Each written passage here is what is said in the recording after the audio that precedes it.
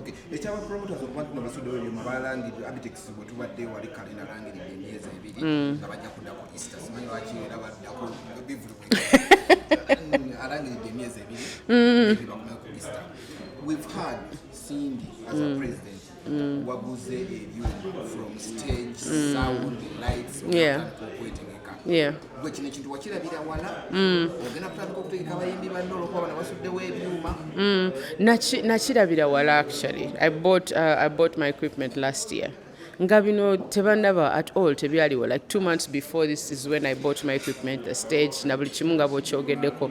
Because nze I've always wanted to be independent. Nzize nfuna obuzibu ne ba promoter, ne ba events managers, abo bantu we batyo. Nzize nga nfuna obuzibu bungi. Kati ne nkoowa ebyo ebizibu after some time nga manyi if I put some money aside, kino ekintu nsobola okyekolera. So kire kinsanze nze nga ndi ready. Me I'm prepared for it. Era ne we baga nti baddamu tegeka nze sini nsobola okwera nenkola netegeka.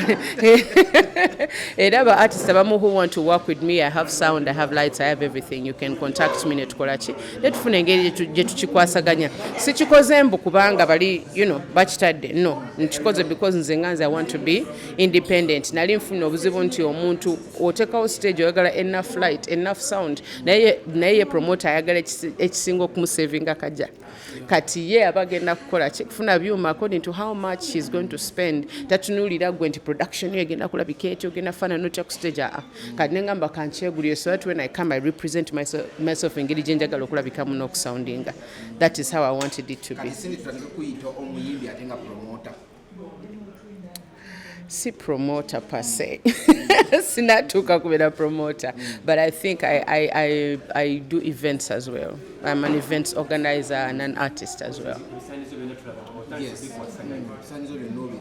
Mpola because a promoter we're not kufuna artist nga tebamanyi n'omufuula.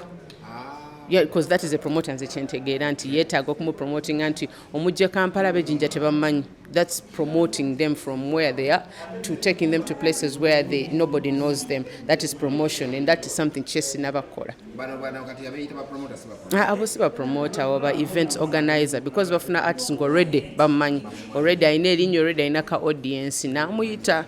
Yes. Nedda kibakabira kirala. I think it's just the way that Jetuba describing amu yenene nnyo, so it makes them look very important. Naye nga tebali.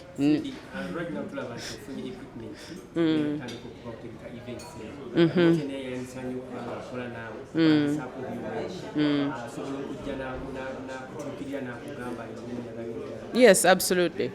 Nina team emala newemba nga siriko. Somebody can hire my sound, hire my stage, hire my band nga siriko. Basically, it's a business that can run on its own. Okay, so for Uganda bituna bigula last year. Yes. Waketegekera shows nga mu bitundu ki? Netegekedde show. Olaba buli we balanga band night. Yaba sound wange. Yes, buli weba auto spark wa oyaba sound wange gwenzitya naye. So most of the time ono tebetaga stage. Ono tebetaga kati shows enkozeko mu byalo. Zengenze ne stage ne show yange leero ndi nakasongola. Ndigenda buli kimu kyange kuva ku stage ku sound band egenda okuba ne backline ne lights buli kimu kyange. Yes. So you event organizer and an artist. And an artist, yes, absolutely. Yeah, and kati tugambe nti Cindy otuuse ekiseera ozimbe kukuba buli kimu okirina kati kye kiseera ozimbe ennyumba emunyonyo. Lwaki emunyonyo? No, I city mutaka kuzimba mu city. No, if I am to build my house, I want to get out of the city. Njagala nnyo spaces enene okitegeera. Mbanga nzimbye njagala ojje wange nga nna eka 8, 10 eyo bwezi tumasobola 3 ng'oyita wotukire oyitire wange ng'oyise mu mabira mu mazzi Kyekituufu, I want to buy a paradise, some kind of Neverland. Okitegeera ekyo kintu kye njagala we mba nga nsazeewo mbu wano we ngenda okubeera.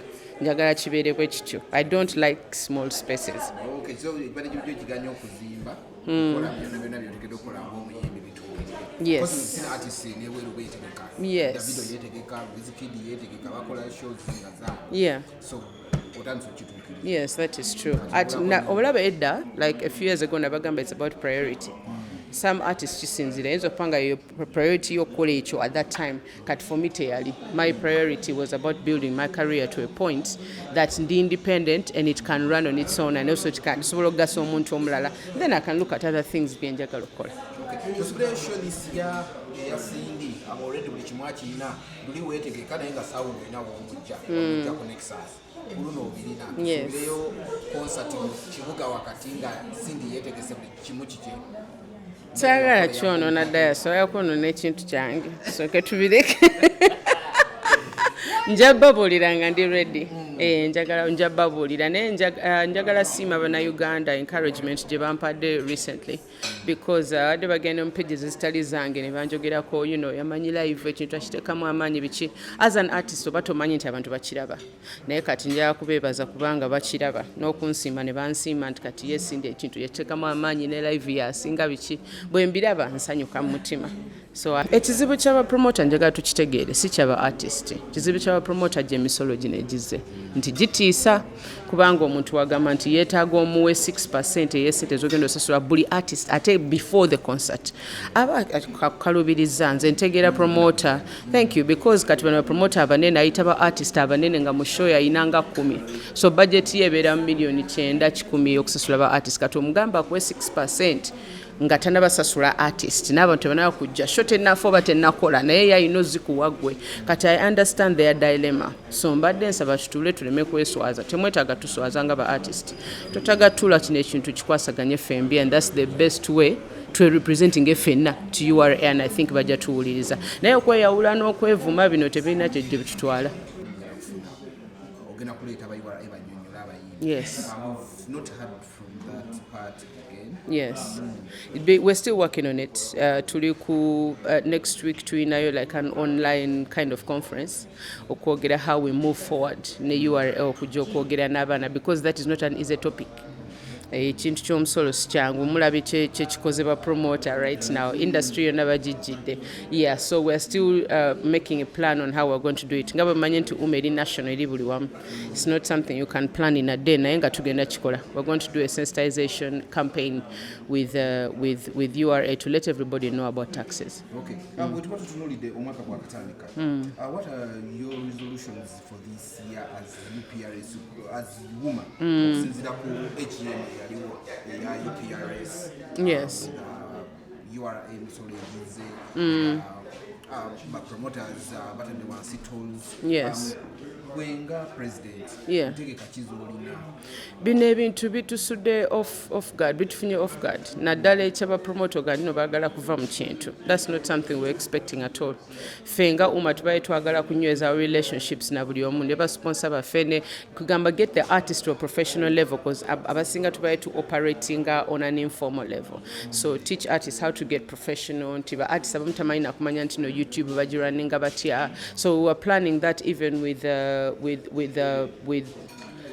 Douglas's clinic, you know what he does, what he equips people. So we're planning with him to have conferences where we teach artists how to go professional so that we don't have last year of sexual harassment, people just being totally manipulated or talent to ours. So guno mwaka that was our focus. Na ate kati ba promoter batusuddeko kino nti bote bagala kulekera okola. So we need to look at an artist and encourage them and teach them how to be independent and that's something that I know about.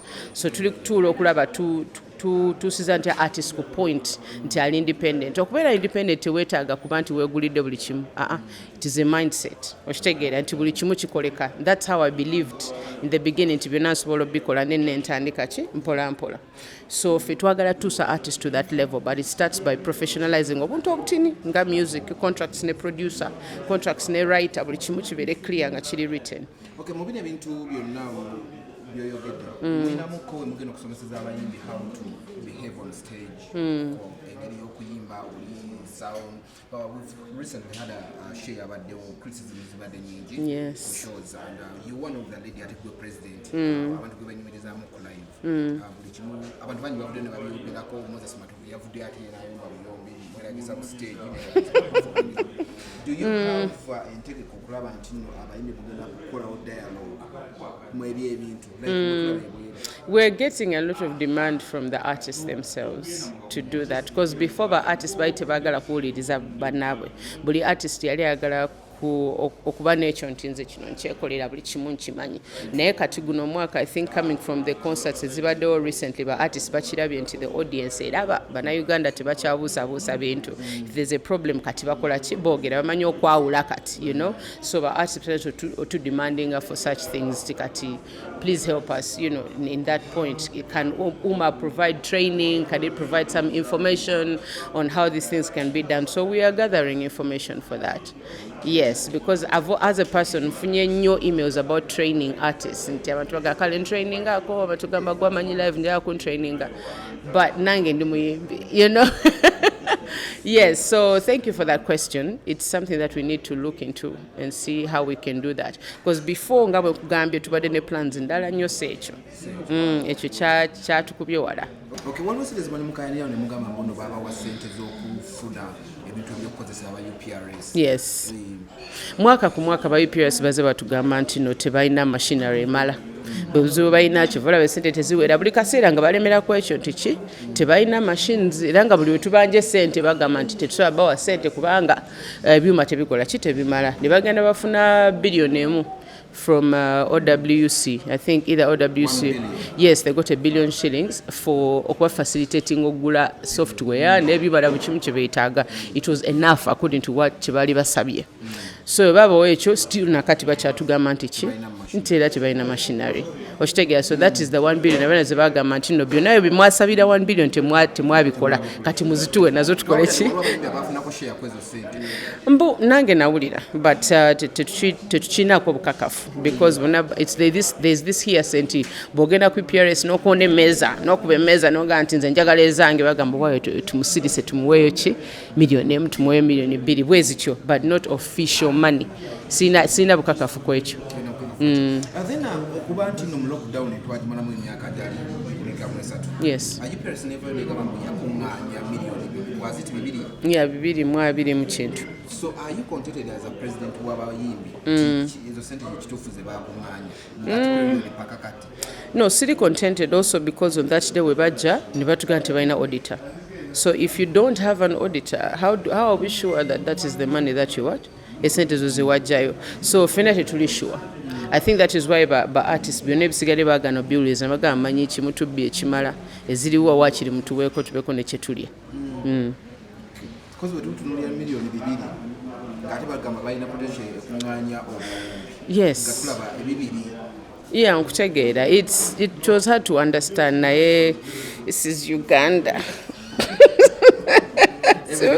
So everything is possible. I don't know what to tell you. Byonna tebiri clear kyekituufu. So if they get an editor gwe tulonze fefena gwe tumanyi tusobola okubuuza oyo auditor n'alyoka atugamba ekituufu nga n'empapula tuzirabyeko. Otherwise ebisigadde tubirabirabi once in a year nga balina AGM. Olunaku lwa AGM balaga the accountability bulungi nnyo ebeera nayo mwasigala mu nedda tewali accountability. It was not there teyali detailed at all. Just byatugamba mbu tulina sente bweziti. That was it, yes. Tetwategeera zivaawa oba ki because buli mwaka batugamba nti no radio ezisinga tesasula, TV tesasula, clubs manya basinga abantu bagala sasula naye tukuŋŋanyiza zino. So we're like zino muzi, you know, how has it come to 227 million? Naye ebyo byonna tetulina kyakukola right now, yes. Mpaka nga bafunye editor n'abituwandikira n'atulaga. Yes.